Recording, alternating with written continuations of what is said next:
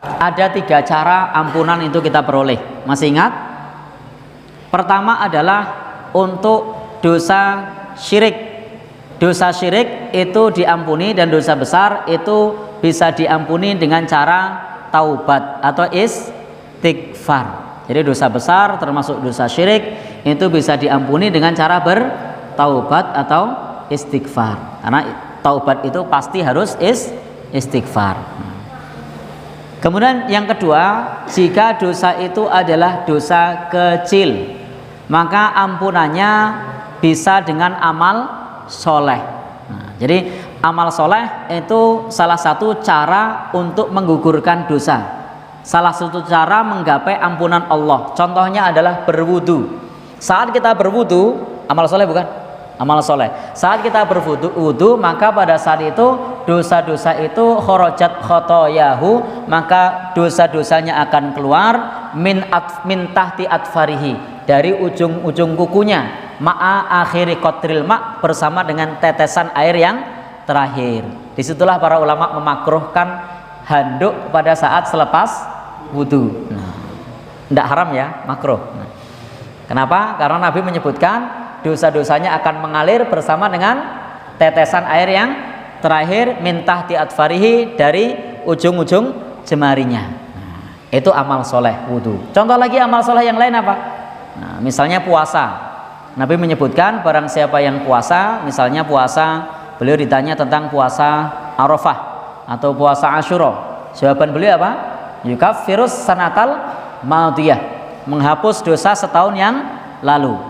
Kemudian wal baqiyah, dan setahun yang akan datang. Puasa 1 hari. Ini amal soleh. Tentu ini dosa kecil, bukan dosa besar. Dan banyak amal soleh yang lain, yang amal soleh tersebut punya fungsi untuk mengampuni dosa-dosa kita, yakni dosa kecil. Termasuk dosa kecil itu dosa pandangan, dosa pendengaran, dosa tangan kita, bukan nyuri ya, nyuri dosa besar. Ya.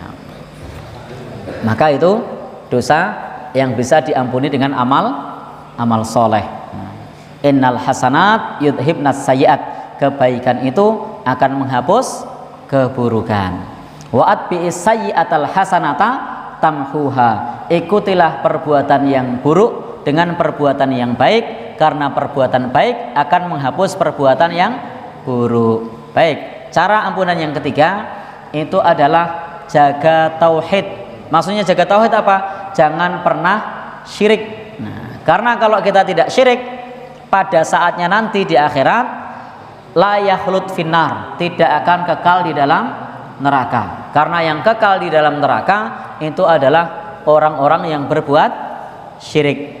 Maka di antara pembahasan haqqullah 'alal ibad wa haqqul ibad 'alallah, hak Allah atas hamba atau hak hamba atas Allah itu adalah alla yu'adziba man la yusyrik bihi syai'a. Allah tidak akan menyiksa kekal siapa saja yang tidak mensekutukan Allah Subhanahu wa taala.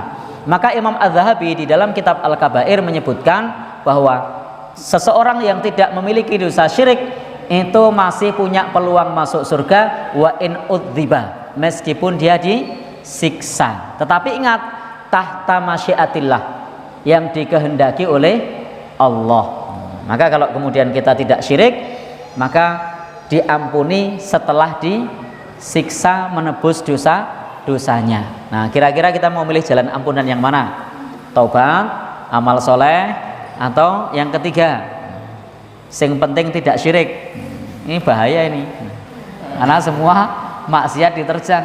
Ya kalau kita termasuk yang dikehendaki diampuni, kalau tidak kan ngeri.